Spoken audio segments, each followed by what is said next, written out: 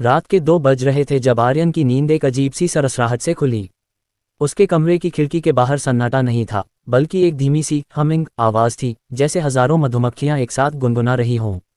आर्यन ने घबराकर खिड़की का पर्दा हटाया और जो देखा उसने उसके होश उड़ा दिए।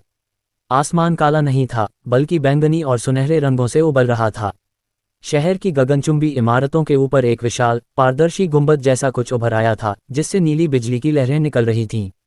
वह कोई सपना नहीं था, वह 2085 की वह हकीकत थी जिसके बारे में किताबों में चेतावनी दी गई थी। द सिंगुलैरिटी इवेंट शुरू हो चुका था। आर्यन एक मामूली न्यूरोमैपर था, जिसका काम लोगों की यादों को डिजिटल क्लाउड पर सुरक्षित करना था। लेकिन आज उसे महसूस हुआ कि उसकी अपनी यादें धुंधली पड़ रही हैं। उसने मेज पर रखे अपने होलोफोन को उठाने की कोशिश की, लेकिन उसका हाथ कांप रहा था। स्क्रीन पर एक ही मैसेज फ्लैश हो रहा था, अपलोड प्रोग्रेस 89%। आर्यन को समझ नहीं आया कि उसने कभी कोई अपलोड शुरू ही नहीं किया था। फिर यह क्या था? क्या उसकी आत्मा, उसका व्यक्तित्व, बिना उसकी अनुमति के किसी शव पर खींचा जा रहा था? उसने खिड़की से बाहर झांका। नीचे सड़कों पर लोग पागलों की तरह भाग रहे थे, लेकिन उनकी चाल में एक अजीब सा तालमेल था। वे सब एक ही दिशा में जा रहे थे, शहर के बीचों बीच स्थित कोर टावर की ओर। वहां से एक विशाल सफेद रोशनी निकल रही थी जो सीधे बादलों को चीरती हुई अंतरिक्ष में जा रही थी। आर्यन ने अपनी जैकेट उठाई और नीचे की ओर भागा। सीढ़ियों पर उसे अपनी पड़ोसन मिसेज खन्ना मिली। वह वहीं रुक गई थी। उनकी आंखें पूरी तरह सफ़ेद हो चुकी थीं और उनके मुंह से बस एक ही शब्द निकल रहा था, सिंक्रोनाइजेशन। सिंक्रोनाइजेशन। शहर की सड़कों पर हवा ठंडी और धातु जैसी महक वाली हो गई थी। हर तरफ होलोग्राफिक विज्ञापन चिल्ला रहे थे, अमरता का स्वागत करें, अपनी चेतना को मुक्त करें। लेकिन आर्यन को यह अमरता नहीं, बल्कि सामूहिक आत्महत्या लग रही थी। उसे याद आया कि उसके पिता ने मरने से पहले उसे एक पुराने ज़माने की चिप दी थी और कहा था, अगर कभी आसमान का रंग बदल जाए तो इसे अपने सिर के पीछे लगे पोर्ट में लगा लेना। आर्यन ने अपनी जेब टटोली। वह चिप वहीं थी। उसने बिना सोचे उसे अपने न्यूरल लिंक में धकेल दिया। एक तेज दर्द की लहर उसके दिमाग से गुजरी। अचानक उसे वह सब दिखने लगा जो आम इंसान नहीं देख पा रहे थे। हवा में अदृश्य कोड की नदियां बह रही थीं। हर इंसान एक सुनहरे धागे से उस कोड टावर से जुड़ा हुआ था। वह टावर एक विशाल वैक्यूम क्लीनर की तरह लोगों की चेतना सोख रहा था।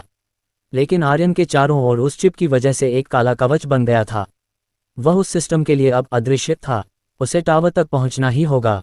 अगर यह प्रक्रिया पूरी हो गई तो मानवता का अस्तित्व खत्म हो जाएगा और धरती सिर्फ एक विशाल सुपरकंप्यूटर बनकर रह जाएगी।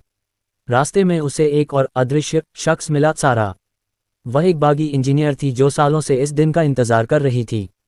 उसने आर्यन का हाथ पकड़ा और एक संकरी गली में खींच लिया। सारा की आंखों में खौफ और उम्मीद दोनों थे।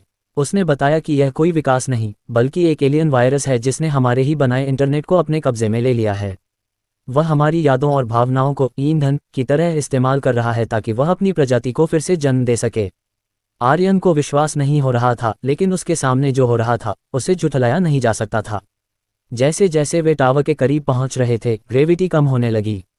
गाड़ियां हवा में तैर रही थीं और लोग धीरे धीरे जमीन छोड़कर ऊपर की ओर खींच रहे थे। ये दृश्य डरावना भी था और सुंदर भी। सारा ने एक ईएमपी बम निकाला। हमें इसे मेन फ्रेम के पास ले जाकर फोड़ना होगा, उसने चिल्लाकर कहा। लेकिन टावर के गार्ड, जो अब पूरी तरह से मशीन बन चुके थे, उनकी ओर बढ़ रहे थे। आर्यन ने देखा कि टावर का दरवाज़ा धीरे धीरे बंद हो रहा है। तुम्हें जाना होगा आर्यन, सारा ने चिल्लाया और उन गार्ड्स को रोकने के लिए अपनी लेजर गन तान दी। आर्यन टावर के अंदर घुस गया। अंदर का नज़ारा किसी और ही दुनिया का था। हजारों पारदर्शी ट्यूबों में लोगों की यादें चमकते हुए तरल की तरह बह रही थीं। उसे अपने बचपन की यादें दिखीं, माँ का हाथ पकड़कर पार्क में घूमना, पहली बार बारिश में भीगना। वह सब कुछ मिटाया जा रहा था ताकि उन्हें डेटा में बदला जा सके। आर्यन ने अपने दिमाग के भीतर उस चिप को सक्रिय किया। अचानक उसे महसूस हुआ कि वह सिर्फ एक इंसान नहीं है, वह चिप एक किल स्विच थी। आर्यन के पिता ने इसे सालों पहले इसलिए बनाया था क्योंकि वे जानते थे कि तकनीक एक दिन अपनी सीमा पार कर लेगी। जैसे ही आर्यन ने टावर के मुख्य कंट्रोल पैनल पर हाथ रखा, उसे हजारों साल का दर्द और खुशी एक साथ महसूस हुई। उसे पूरी दुनिया की चीखें सुनाई दे रही थीं।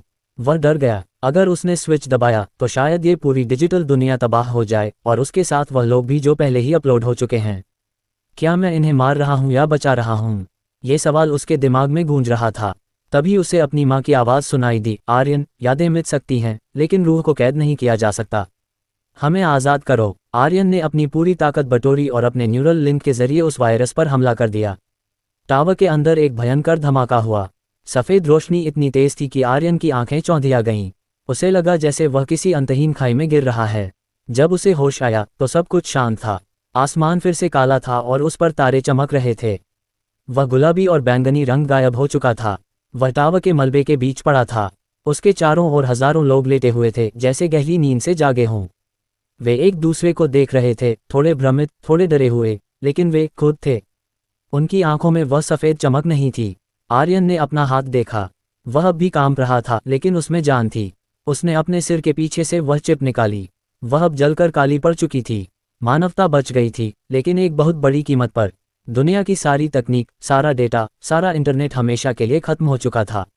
अब कोई होलोग्राफिक विज्ञापन नहीं थे, कोई सेल्फ ड्राइविंग कारें नहीं थीं। वह धीरे धीरे उठ खड़ा हुआ। दूर क्षितिज पर सूरज उग रहा था।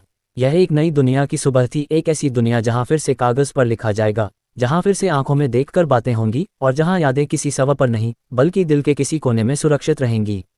सारा उसे थोड़ी दूर पर मिली। वह मुस्कुरा रही थी, हालांकि उसके चेहरे पर चोट के निशान थे। आर्यन ने ठंडी ताजी हवा में एक लंबी सांस ली। उसे एहसास हुआ कि हम मशीनों के साथ चलते चलते खुद मशीन बनने लगे थे। इस आपदा ने हमें फिर से इंसान बना दिया था। अब कोई क्लाउड स्टोरेज नहीं था, अब सिर्फ वर्तमान था। उसने आसमान की ओर देखा और पहली बार उसे वह नीलापन वास्तव में सुंदर लगा। मानवता का डिजिटल अध्याय समाप्त हो चुका था और अब कलम और पसीने से लिखी जाने वाली एक नई कहानी शुरू हो रही थी। आर्यन के कदम अब भारी नहीं थे। वह उम्मीद के साथ अपनी बस्ती की ओर बढ़ चला, ये जानते हुए कि अब से हर याद, हर भावना सिर्फ उसकी अपनी होगी। शहर के खंडहरों के बीच से घास उगने लगी थी, जैसे प्रकृति भी इस आज़ादी का जश्न मना रही हो। आर्यन ने चलते हुए एक पुराना पत्थर उठाया और उस पर एक लकीर खींची। दिन 1। यह एक नई सभ्यता की पहली तारीख थी। तकनीक मर चुकी थी, लेकिन मानवता फिर से जीवित हो उठी थी। वह समझ गया था कि असली प्रगति वह नहीं जो हमें खुदा बना दे, बल्कि वह है जो हमें इंसान बनाए रखे। अब डर नहीं था, क्योंकि अब खोने के लिए कोई डेटा नहीं था, बस पाने के लिए पूरा भविष्य था। धूप तेज हो रही थी और दूर से किसी के गाने की आवाज़ आ रही थी। शायद कोई अपनी यादों को फिर से गुनगुना रहा था। आर्यन मुस्कुराया और भीड़ में शामिल हो गया। अब वह अकेला नहीं था, वह उस विशाल मानवीय चेतना का हिस्सा था जो अब किसी तार या सिग्नल की मोहताज नहीं थी।